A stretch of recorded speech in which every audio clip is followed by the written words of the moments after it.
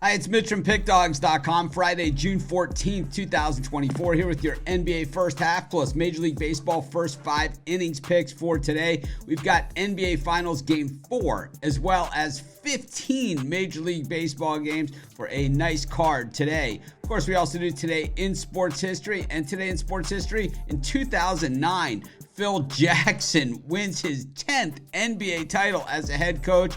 Got to say, you win one, well, maybe you had some good players. You win two, well, maybe you had some good teams. But you win 10, well, something you're doing works, and it works in a lot of different places. Pretty amazing feat. And I'll tell you, what's a pretty amazing feat is the way we've pounded the books all season, all year, and really for many, many years at PickDawgz.com. We're going to continue to do that today. And of course, today we make quick work of it as we get it done in the first half and first 5 innings. Let's get to it. For our first game today, of course, we go to Dallas, where the Dallas Mavericks are hosting the Boston Celtics. Game 4 of the NBA Finals. There is no tomorrow for the Dallas Mavericks. It is win or be done. And, in the first 2 games of the series, Jason Tatum really doing a disappearing act and Kyrie Irving having a terrible game in Game 2, but they both bounced back with big performances in Game 3, but in the end it was once again a one-quarter sprint by the Celtics in the third quarter this time that made the difference in the game. Of course, the Mavs won the first half of Game 3 like they had done in Game 2. Game 1, the first half belonged to the Celtics. Of course, with there being no tomorrow, I expect the Mavs to come out with a lot of adrenaline, a lot of energy. And of course, the Celtics, they have to know that Game 4, winning a game, a clinching game, is the toughest game to win. I just think the Mavericks leave it all out on the court. I think they at least take the first half of this game, and that's going to be my pick. For our first game on the baseball card, it's afternoon action at Wrigley Field in Chicago, where the Chicago Cubs are hosting the St. Louis Cardinals. Jordan Wicks on the mound for the Cubs, and it is Kyle Gibson on the mound for the Cards. The Cards starting a road trip, the Cubs starting a homestand, returning home from Tampa Bay, where they let it all get away from them in the late innings on Thursday night. I think that this one should be a competitive series. Of course, this is the oldest rivalry in all of sports. We look at Gibson with a 3.57 ERA over his last 3 starts, and Wicks with 5.02 over his last 3. We look at the way the Cards have been hitting lefties, and it is 276 over their last 10 games, while the Cubs batting 226 versus right-handed pitching over their last 10 games. For the season, the Cards hitting lefties at just 214, but it has been a much better stretch since then. For righties, ironically, just dead flat. The thing is, I really can't stand Kyle Gibson. I usually think he's a bad bet, but I think Wicks might be worse. I'm going to take the Cardinals in the first 5 of this game.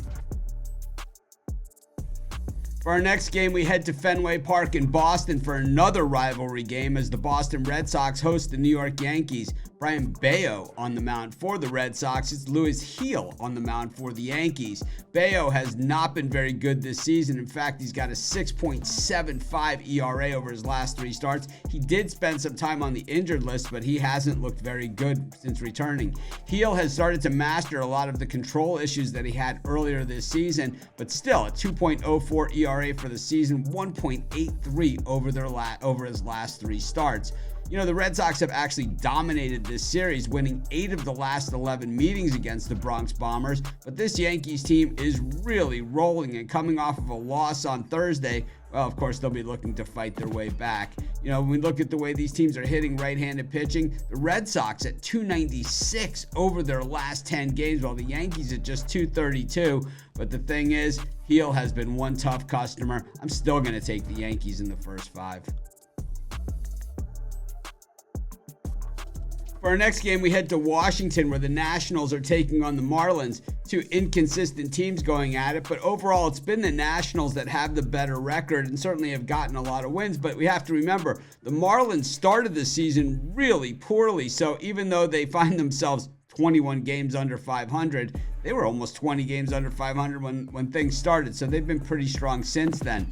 Mackenzie Gore gets the ball here for the Nationals. He's got a 3.44 ERA, 4.91 though over his last 3 starts. He has certainly been getting hit, and this Marlins young pitching staff, they have been erratic, and while they might not be a playoff team this year, and there's still a lot of baseball left to be played. This is still, once again, a team to watch, as we saw even Rodri Munoz get it done on Thursday. We look at the way these teams are hitting the baseball, and the Marlins hitting lefties at 234, the Nationals 191 and 250 versus righties. I just don't like the way that Gore has looked recently, and I think the Marlins bats might get to him. I'm going to take the Marlins in the first 5. Our next game, we head to Baltimore, where the Baltimore Orioles are hosting the Philadelphia Phillies. Two teams sitting way up there in the standings these days, and two teams that, well, if this was a World Series preview, not a lot of people would be overly shocked. Ranger Suarez getting the ball for the Phillies, a 10-game winner already this season. Normally, I don't look at wins, losses, but man, he has the stats to go with it with that 1.81 ERA, but has gone up to 3.95 over his last 3 starts. Kyle Bradish gets the ball for the Orioles. He has been steady Eddie here, 2.62 ERA for the season, 2.87 over his last 3 starts. Look at the way the Orioles have been hitting left-handed pitching lately, and it hasn't been the best at 194, while the Phillies versus righties at 243. Suarez is a tough customer, but I do believe that he is in a regression mode here. Bradish equally as tough here for the Orioles. This is going to be a good one, but I'm going to go with the home team. I'm going to take the Orioles in the first 5. For our next game, we head north of the border, where the Toronto Blue Jays are hosting the Cleveland Guardians. Kevin Gausman on the bump for the Jays, while Logan Allen gets the ball for the Guardians.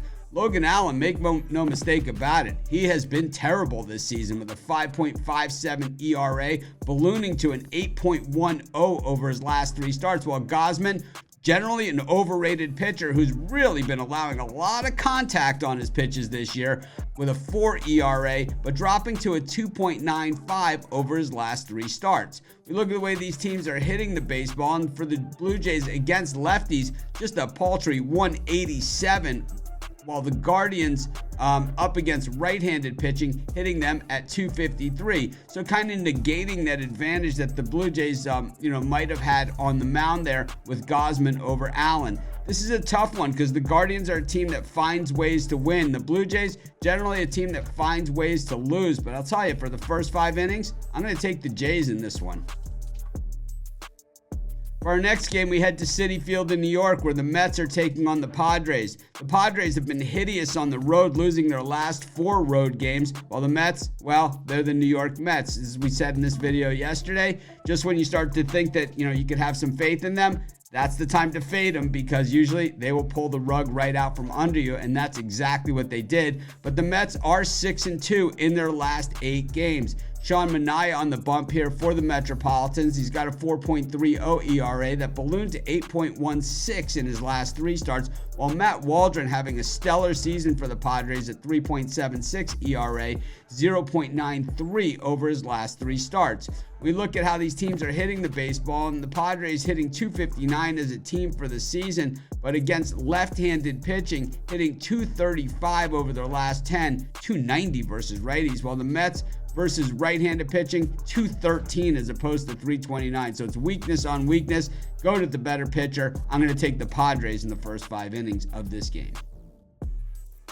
For our next game, we go to Atlanta, where the Braves are taking on the Rays. Chris Sale gets the ball here for the Braves, while Zach Littell on the mound for the Rays. Just looking at this game from a high level like I did in my regular video yesterday, I figured, well, for sure, Sale is the better pitcher. The Braves are home, and, they haven't been playing all that well. But when we see the top of their rotation, they certainly have had positive results. Then I looked at the betting tools this morning, and I see that the Rays, have a big edge here, as the Braves are absolutely hideous against American League East teams. Meanwhile, the Rays are also 7-3 straight up in their last 10 on the road. We look at Chris Sale, his 3.01 ERA goes to 5.50 over his last 3 starts, while Littell, certainly no prize, 3.63 goes to 4.26. When we look at how these teams are hitting the baseball, and we look at the Rays versus lefties, 268, they're crushing them to the Braves, just 175 versus righties. A lot of value on the Rays here. We'll take the Rays, and that'll be our pick for the first 5. For For our next game, we head to Minnesota, where the Twins are taking on the A's. It's the only continuation series game today. All the rest of these are beginning of new series. And we've got Mitch Spence on the mound for the A's, Simeon Woods Richardson on the mound for the Twins. The Twins have absolutely owned the A's, going 7-1 in the last 8 meetings of these two teams.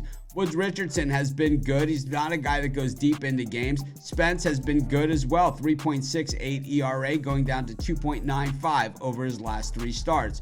We look at the way these teams are hitting right-handed pitching over their last 10 games, though. The A's at 193 and the Twins at 264. Just not a very good thing. And you'll go over the course of the season, though, the Twins hitting righties at 226 to 218 for the A's.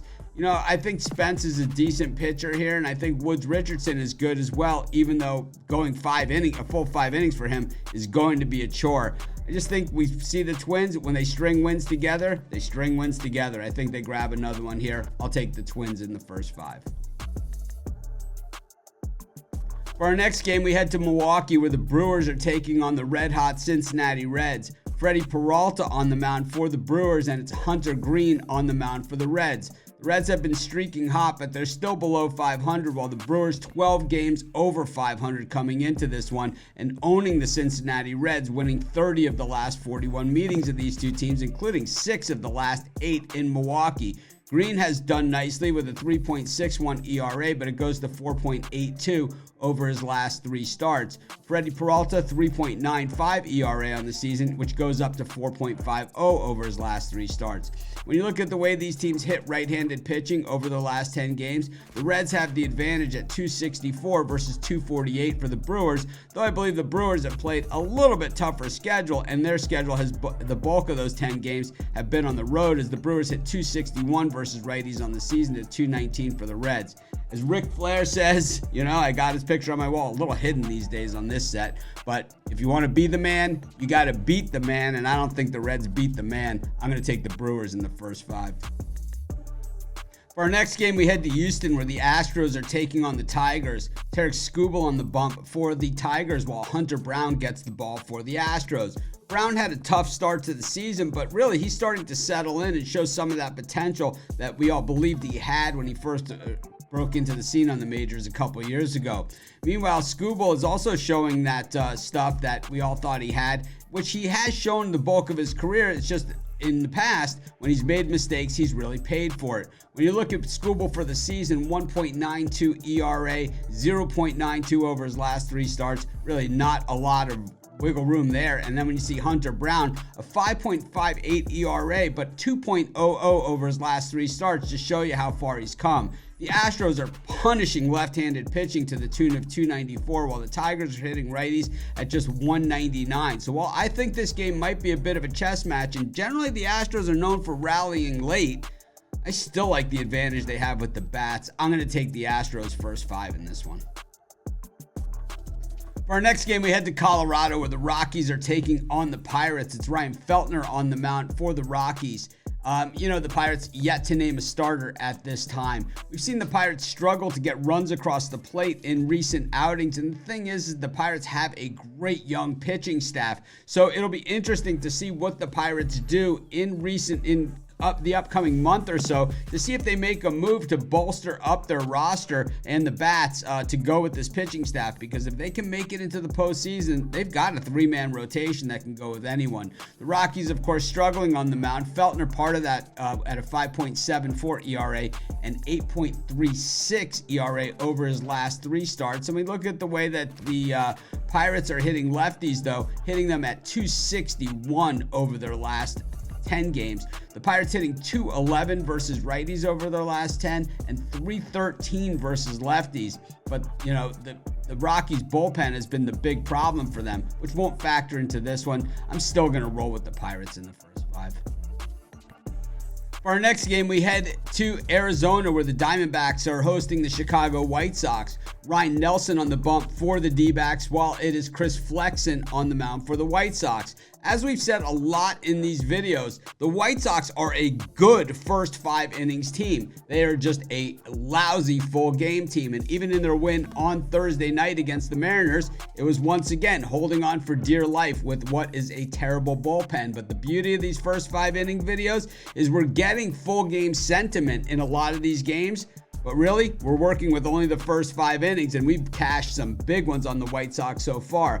Flexen has a 3.00 ERA over his last 3 starts, while Ryan Nelson at 5.82, down from his 5.96 for the season. When you look at the way these teams are hitting right-handed pitching, well, the D-backs crushing it at 274 to just 212 for the White Sox. But the thing is, this White Sox pitching staff, the starting pitching staff, way underestimated, and I think they can get to Nelson. I'm going to take the White Sox once again at the nice price in the first 5 innings.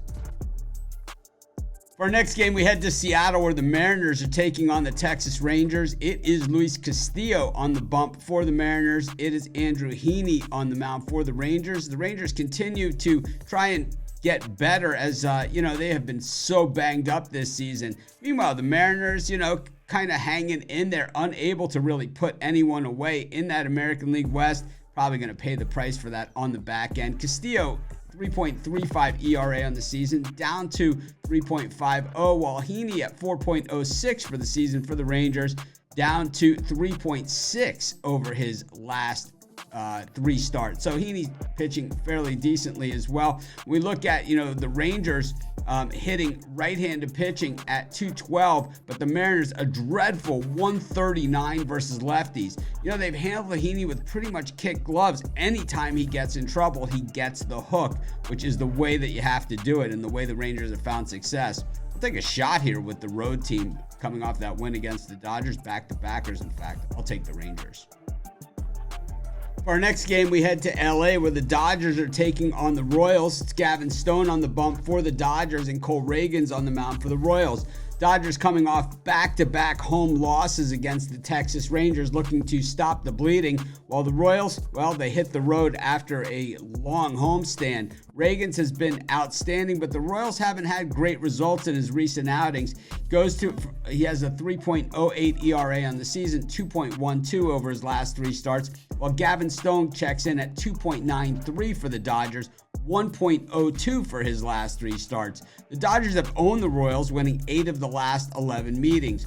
We look at the way the Dodgers have hit lefties in their recent games, 316 over their last 10 games. The Royals, well, they hit everything in sight anyway, hitting 255 versus righties. Tell you, both these teams could certainly use an injection of life, and both are playing solid baseball over the course of the season. I just think the Dodgers at home in this sort of stage might be too much for Reagans. I'm going to take the Dodgers in the first 5. For our final game of the night, we head to San Francisco, where the Giants are hosting the Los Angeles Angels. The Giants have yet to name a starter at the time of doing this video, and the Angels are going with Tyler Anderson, who's having one of his best seasons of his career. 2.63 ERA coming in and a 3.06 over his last 3 starts. We know Anderson is certainly capable of being hit very hard. We've seen that in the past, and as we've seen in his recent performances, may be pitching just a little above, his actual abilities. The Angels have not been good in their games against the Giants, going just 5-12 straight up in the last 17 meetings. We see the way these teams are hitting the baseball over their last 10 games. We look at the Angels, and over their last 10 hitting at 226, while the Giants at 238. When you break it down versus lefties, the Giants hitting 310 and the Angels hitting 222 versus righties, 239 versus lefties. I love the Giants at home in this one. I'll take them in the first 5.